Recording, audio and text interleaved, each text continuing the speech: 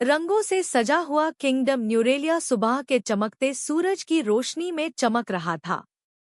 यहाँ की 3 बहनें, प्रिंसेस मीशा, प्रिंसेस रिडा और प्रिंसेस एलिना, अपने अलग अलग फन और शौक के लिए पूरी रियासत में मशहूर थीं।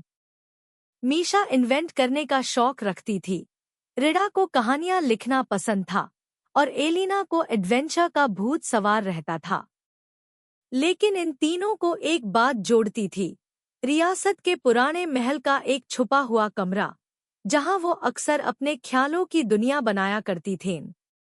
एक दिन जब वो तीनों इस कमरे में खेल रही थीं, एलिना की नज़र एक पुराने सैंडुक पा पड़ी। सैंडुक पा नक्श ओ निगार से लिखा था, सिर्फ सच्चाई दिल वेल इस राज को खोल सकते हैं। तीनों ने एक दूसरे को देखा, फिर सैंडुक का ढक्कन उठाया। अंदर से एक नरम, चमकते रंगों वाला तकिया निकला, लेकिन ये आम तकिया नहीं था। जैसे ही मीशा ने उससे हाथ लगाया, तकिया में से हल्की सी खुशबू और रोशनी निकली, जैसे अंदर कोई जलता सितारा बंद हो। रिडा ने हैरानी से पूछा, ये तकिया इतना हल्का क्यों लग रहा है? एलिना ने मुस्कुराकर कहा, शायद ये किसी जादू का हिस्सा हो। इसी लम्हे तकिया जमीन से ऊपर उठना शुरू हो गया। तीनों बहनें चीखकर पीछे हटी, लेकिन साथ ही उनकी आंखों में चमक भी आ गई, क्योंकि तकिया अब उनके आयाडीगर्ड घूम रहा था, जैसे उनके सपनों की भाषा समझ रहा हो। फिर एक हल्की सी आवाज गूंजी, जैसे कोई फिजा से बोल रहा हो, मुझे सही हाथ मिल गए हैं। अब तुम्हारे सपनों का सफर शुरू होता है। तीनों बहनें होश ओ हवास में नहीं रहती थीं।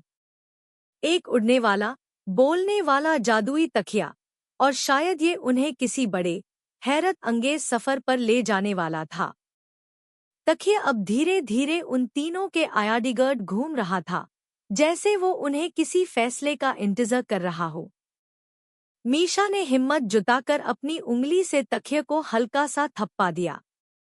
अचानक तकिए ने चमकते रंगों की एक चिंगारी छोड़ी और कमरा हल्की नीली रोशनी से भर गया। रिडा ने अपनी डायरी सिंच कर बोला, ये तो साची वाली कहानी की शुरुआत लग रही है। एलिना हंसी और तुरंत तकिए पर बैठ गई। अगर ये उड़ता है तो देखते हैं कितना। जैसे हाय एलिना बैठी, तकिए ने हवा को फाड़ते हुए एक छोटी सी वाइश की आवाज निकाली और फिर इतनी तेजी से ऊपर उछला कि मीशा और रिडा डर कर पीछे हटती। मगर फिर एलिना की हंसी ने उनका डर चुरा लिया। ये तो एक छोटा सा जहाज है, मीशा ने जज्बाती होकर कहा। तीनों बहनें फिर एक साथ तकिए पर चढ़ गई। जैसे ही वो तीनों पूरी तरह बैठ गई, तकिए ने एक नया रंग इख्तियार किया, सुनहरी। अचानक तकिया हवा में तुरंत सीधा ऊपर उठ गया। महल, कमरा और नीचे की सब चीज़ें छोटी होती गई। तीनों बहनें एक दूसरी को जोर से पकड़कर चीखने लगी, मगर ये चीख डर वाली नहीं थी। ये वो चीख थी जो किसी बेड एडवेंचर की शुरुआत पर निकलती है। हवा उनके चेहरों से टकरा रही थी, उनकी रिदास झूल रही थीं और नीचे का मंजर सपने जैसा लग रहा था। तभी उनके सामने आसमान में एक गोला जैसी रोशनी बनी। धीरे धीरे वो रोशनी एक दरवाजे की शक्ल में बादल गई, नीली लकीरें, सुनहरी नक्श और बीच में एक आतिश जैसा दिल धड़कता हुआ। तकिया बिना रुकाई सीधा उस रोशन दरवाजे की तरफ बढ़ रहा था, जैसे ये उसका असल मंजिल हो। रिडा ने घबराकर पूछा, क्या हम अंदर जा रहे हैं? मीशा ने दबे से जवाब दिया, लगता तो यही है। एलिना बस खुशी से चीखी, चलो देखते हैं आगे क्या है। और उसी वक्त तकिया रोशन दरवाजे के बीच से गुजरा, जैसे किसी नई, पुरसर दुनिया का पर्दा चिरा गया हो।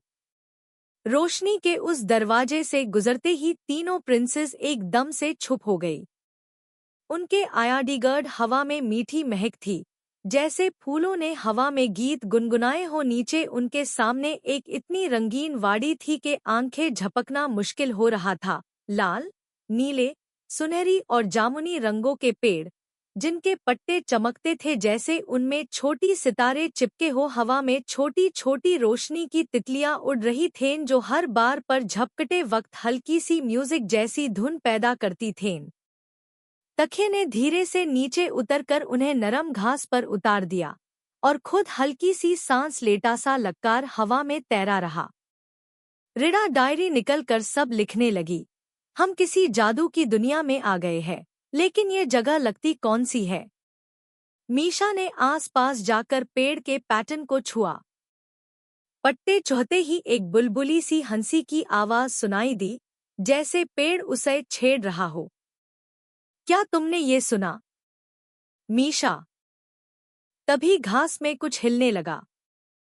तीनों बहनें पीछे हट गई जब एक छोटा सा जानवर जंगल से बाहर आया।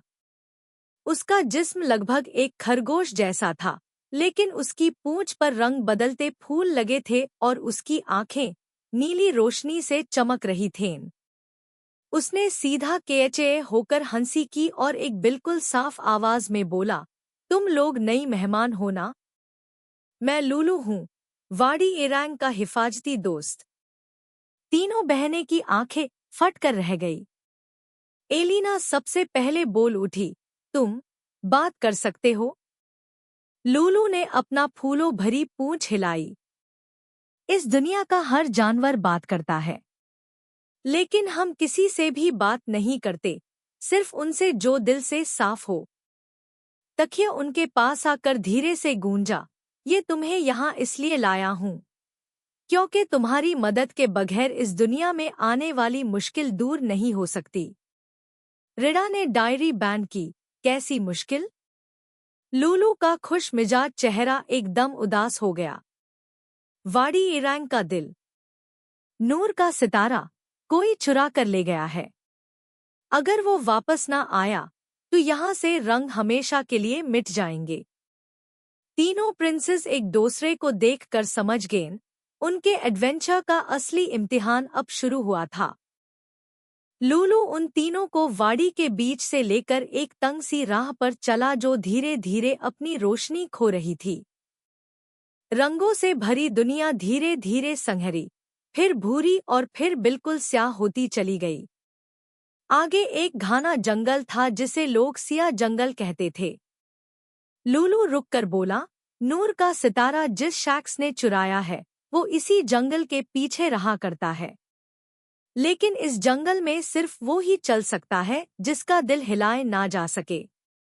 मीशा ने हल्की सी घबराहट से कहा, दिल हिलाए ना जा सके यानी क्या? लूलू ने साबित कदम होकर जवाब दिया, इस जंगल में अंधेरे से ज्यादा खतरनाक तुम्हारे अपने अंदर के खौफ है। जंगल उन्हें जगा देता है। जब तीनों बहनें जंगल में कदम रखती है, हवा अचानक ठंडी हो जाती है। पेड़ों की शाखें हल्की सी आवाज करती है, जैसे कोई धीरे से फसफ्यूसा रहा हो। रिडा ने अपनी डायरी को जोर से पकड़ा और धीरे से पूछा, क्या तुम लोगों को भी आवाज आ रही है? मीशा ने सर हिलाया, हाँ, जैसे कोई मेरा नाम ले रहा हो। अचानक उनके आयाडीगर्ड धुंध आ गई। उस धुंध में तीनों को अपनी अपनी सबसे बारी कमजोरी नजर आने लगी। मीशा को लगा कि उसके इन्वेंशंस बिगड़ रहे हैं और लोग उसका मजाक उड़ा रहे हैं। रिडा को दिखाई दिया कि उसकी खूबसूरत कहानियां हवा में फटकर गिर रही है। एलिना ने अपने आप को तन्हा देखा, एडवेंचर से भरी दुनिया में मगर बिल्कुल अकेली। तीनों की सांसें तेज हो गई। धुंध का प्रेशर उनके सीने पर भर रहा था। एलिना ने जोर से चीखा, ये सब झूठ है, ये हम ना। उसकी चीख एक बिजली की तरह गूंजी और धुंध में दरार पैड गई। मीशा और रिडा ने भी हिम्मत भरी नजर से एक दूसरी का हाथ पकड़ा। रिडा चीखी, हम कमजोर नहीं, हम मिलकर हर डर से ज्यादा ताकतवर है। धुंध पिघलती हुई हवा में गम हो गई। जंगल की कली शाखें पीछे हटती गई जैसे उन्हें रास्ता दे रही हो। लूलू खुशी से उछल पड़ा, वाह, तुम लोगों ने पहला इम्तिहान पार कर लिया। आगे का रास्ता अब कम से कम तुम्हारी हिम्मत को पहचानता है। तीनों बहनें ने गहरी सांस ली। आगे अंधेरा अब भी था, लेकिन उनके दिल में पहली बार एक रोशनी जग चुकी थी। सिया जंगल का डार्क सा माहौल अब धीरे धीरे हल्का पड़ने लगा। लूलू ने एक लंबे सा सफर के बाद उन्हें एक अजीब सी जगह पर रोका। यहाँ पठार की दीवारें थी जो चांचल रोशनी में आईने की तरह चमक रही थीं। मीशा ने हैरान होकर कहा, ये जगह किसी महल जैसी लग रही है। लूलू ने सर हिलाया, ये है शीशा महल। आगे से कोई भी शीशा महल के इम्तिहान के बगैर नहीं गुजर सकता। यहाँ हर शीशा तुम्हारी असल सूरत नहीं, बल्कि तुम्हारी सच्चाई दिखता है, जो तुम खुद से भी छुपा लेते हो। तीनों प्रिंसेस एक दूसरी को देखकर हल्की सी घबरा गई, लेकिन रुकी नहीं। दरवाजा अपने आप खुला और वो अंदर कदम रख गई। महल के अंदर हजारों शीशे थे, लंबी दीवारों, छत और जमीन तक परछाइयों का जाल। हर तरफ उनकी अक्स थे, लेकिन कुछ अक्स अजीब लग रहे थे। मीशा के सामने एक शीशा चमका और उसमें उसका अक्स नजर आया, लेकिन वहां एक मीशा थी जो खुद पर शक करती थी, जो हर नई चीज बनाने से पहले डर से पीछे हट जाती। शीशा वाली मीशा बोल उठी, तुम हमेशा होशियार बनने का दिखावा करती हो, लेकिन तुम्हें खुद पर यकीन ही नहीं। मीशा का दिल कांपा, लेकिन इस बार उसने पहली मर्तबा हिम्मत से जवाब दिया, मैं डरती जरूर हूं, मगर मैं रुकती नहीं। और यही मेरा यकीन है। शीशा टूटकर रोशनी में तब्दील हो गया। रिडा के सामने एक और शीशा जगमगा उठा। शीशा में रिडा एक किताब पकड़े रो रही थी। उसकी हर लिखी हुई कहानी को लोग फेंक रहे थे। शीशा की रिडा बोली, तुम दिमाग से लिखती हो, दिल से नहीं। रिडा के होंठों पर हल्की सी मुस्कान आई। मैं अपने दिल से लिखती हूँ, इसीलिए हर लफ्ज जिंदा होता है। उसका शीशा भी रोशनी में पिघल गया। फिर एलिना का वक्त आया। उसके शीशे में वो खुद तन्हा खादी थी, एडवेंचर्स पा निकलने वाली लड़की, लेकिन दोस्तों का दार खोने से डर ह्यू। शीशा में आवाज आई, तुम ताकतवर हो, पर अकेली रहने से डरती हो। एलिना ने गहरी सांस ली। हाँ, डरती हूँ, लेकिन मैं अकेली नहीं। मेरी बहनें मेरे साथ हैं। शीशा चांद टुकड़ों में टूटकर चमक गया, और शीशा महल की सारी दीवारों से एक हल्की सी सुरीली आवाज गूंज उठी, जैसे महल उनकी हिम्मत को सलाम कर रहा हो। दरवाजा अगले हिस्से की तरफ खुल गया, और लूलू ने मुस्कुराते हुए कहा, तुम तीनों ने शीशा महल को फतह कर लिया। अब तुम नूर का सितारा चुराने वाले के बिल्कुल करीब हो। शीशा महल से निकलते ही रास्ता एक ठंडी सी हवा लेकर आया। आसमान का रंग बादल चुका था, पहले जैसे रंगीन धुनिया नहीं, बल्कि हल्की सी रोशनी और भूरे बादल ने आसपास को सांझा रंग दे रखा था। लूलू ने हाथ से आगे इशारा किया, ये रहा अंधेरे का कोट। नूर का सितारा इसी के अंदर कैद है, और जिसे तुम ढूंढ रही हो, वो यहीं तक तुम्हारा इंतजार कर रहा होगा। मीशा, रिडा और एलिना ने गहरी सांस ली और तीनों एक साथ यूएसवाई कदीम कोर्ट के दरवाजे की तरफ बारह गई। दरवाजा इतना ऊंचा था कि बादल उसकी छोटी को छूकर गुजर रहे थे। दीवारें सिया पत्थरों से बनी हुई थीं, जिन पर अजीब सी लकीरें चमक रही थीं, जैसे किसी ने उन पर पुरानी जादुई मोहर लगाई हो। तकिया तीनों के आयाडीगर्ड मंडलाने लगा, जैसे वो उनका हौसला बढ़ा रहा हो। जब उन्होंने दरवाजे को धक्का दिया, तो एक भारी सी गूंज गूंजी और दरवाजा धीरे धीरे खुल गया। अंदर उस कोर्ट का माहौल बिल्कुल मुख्तलिफ था। हवा भरी हुई थी, जैसे कोई गहरी सांस रोक कर खड़ा हो। दीवारें में से हल्की सी हरा रंग की रोशनी तापक रही थी। कमरे के बीच में एक सुनहरा पेडेस्टल था, और उस पर एक कापा हुआ बॉक्स पड़ा था। आस बॉक्स के गर्द जादू की परछाइयां मंडला रही थीं। एलिना तेज कदम बढ़ती हुई आगे गई, लेकिन जैसे ही वो पेडास्टल के करीब पहुंची, चारों तरफ से हवा घूमती हुई टीस हो गई। एक बदली सी शक्ल उनके सामने उभरी, लंबी, हल्की सी स्मोके फिगर जिसके अंदर से नीली आग जल रही थी। वो आवाज उठती हुई बोली, मैं हूँ झरको, अंधेरे का हिफाजतगर। जो भी नूर का सितारा चाहे, यूज अपना इरादा साबित करना होगा। रिडा ने डायरी बैंड की और आगे कदम रखा। हम सितारा अपने लिए नहीं चाहते, हम वाड़ी ईरैंग को बचाना चाहते हैं। झरको की आंखें जलती हुई सी चमकी। बहुत लोगों ने यही कहा, लेकिन तुमने क्या साबित किया? उसी वक्त तकिया आगे आया और सुनहरी रोशनी छोड़ते हुए बोला, इन्होंने अपने डर का सामना किया, अपने दिल की सच्चाई देखी और एक दूसरे का साथ नहीं छोड़ा। इनका इरादा किसी भी जादू से ज्यादा कीमती है। हवा अचानक ठंडी पैठ गई। झरको ने धीरे से अपने हाथ उठाए और बॉक्स अपने आप खुल गया। उसमें से एक सितारा निकला, लेकिन ये आम सितारा नहीं था, बल्कि सुनहरी, गुलाबी और नीली रोशनी का घूमता हुआ चमकदार फूल जैसा नूर। जिस चेस को टच करता, उसको रोशन कर देता। झरको ने कहा, लेने का हक तुम्हें मिल गया। लेकिन याद रखो, नूर का सितारा ऐसी चीज नहीं जो सिर्फ जगह रोशन करता है, ये दिलों में भी रोशनी जगता है। इसका असली इम्तिहान अब भी बाकी है। तीनों बहनें ने एक दूसरी को देखा। अब उन्हें पता था कि सितारा मिल गया है, लेकिन सफर अभी खत्म नहीं हुआ। नूर का सितारा अपनी सुनहरी रोशनी के साथ तीनों प्रिंसेस के दरमियान मंडला रहा था। लूलू खुशी से उछलकर उनके गर्द दौड़ रहा था। चलो जल्दी, वाड़ी ईरैंग को इस सितारे की रोशनी चाहिए। तकिया ने तेजी से हवा में उड़ान भरी और तीनों बहनें उस पर बैठ गई। सितारा उनके साथ एक कोमल सुर की तरह चल रहा था, जैसे उसे भी वापस घर की खुशबू आ रही हो। जब तकिया जादू के दरवाजे से वापस गुजरा, वाड़ी अब भी बेजान थी। पहले जैसे चमकते ह्यू रंग उड़ चुके थे। पेड़ों के पत्ते बोझल और फूल मुरझाए ह्यू द रंगीन तितलियां अब हवा में उड़ने की बजाय जमीन पर सोती हुई लग रही थीं, जैसे उनके परों में से जिंदगी ही निकल गई हो।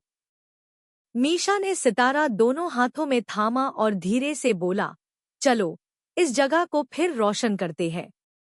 सितारा अचानक चमक उठा, जैसे उनके इरादे ने उसका दिल जगा दिया हो। सुनहरी रोशनी पहले उनकी उंगलियों से निकली, फिर पूरा आसमां रोशन कर दिया। रिडा अपनी डायरी को सीने से लगाए मुस्कुराए, ये कहानी जिंदा हो रही है। एलिना ने हंसी से कहा, और हम इस कहानी के हीरो हैं। रोशनी वाड़ी पर बरसती गई। पत्ते फिर से सब्ज हो गए, फूलों में रंग भर गए और वाड़ी की हवा एक खूबसूरत धुन बजने लगी। रंगीन तितलियां एकदम से आसमां में उछली और पेड़ जैसे जाग कर नीली और गुलाबी चमक से जगमगाने लगे। वाड़ी ईरैंग ने अपना सारा रंग दोबारा पा लिया था। लूलू की आंखों में आंसू आ गए। तुम तीनों ने ह्यूम बचा लिया। नूरी सितारा अपने असल घर वापस आ गया। सितारा धीरे से वाड़ी के बीच में लटक गया और एक बड़े रोशन फूल में तब्दील होकर धड़कने लगा, जैसे वाड़ी का दिल वापस चल पा रहा हो। तकिया ने तीनों प्रिंसेस के गर्द घूमकर उनका शुक्रिया अदा किया। तुम्हारी हिम्मत ने सिर्फ ये दुनिया नहीं बचाई, तुमने अपने दिल की रोशनी भी जगाई। रिडा ने पूछा, क्या अब तुम हमारे साथ चलोगे? तकिया ने हल्की सी नरम हंसी निकाली। मेरा सफर यही का था। लेकिन जब भी तुम्हारे दिल में सच्चाई और हिम्मत की रोशनी जागी, समझना, मैं कहीं आस पास ही हूँ। हवा में हल्की सी चमक छोड़ी और तकिया हल्की वाय सी रोशनी में खुद को मिलाकर गायब हो गया। मीशा ने अपनी बहनों का हाथ थामा। हम वापस चले? एलिना ने आसमा की तरफ देखा। हाँ, पर ये सफर हम कभी नहीं भूलेंगे। रिडा ने डायरी में आखिरी लाइन लिखी, 3 प्रिंसेस और एक उड़ने वाला तकिया। ये कहानी कभी खत्म नहीं होगी। तकिए की चमक, नूर का सितारा और अन 3 बहनों की दोस्ती, ये सब वाडी एरांग में हमेशा जिंदा रहा। The end.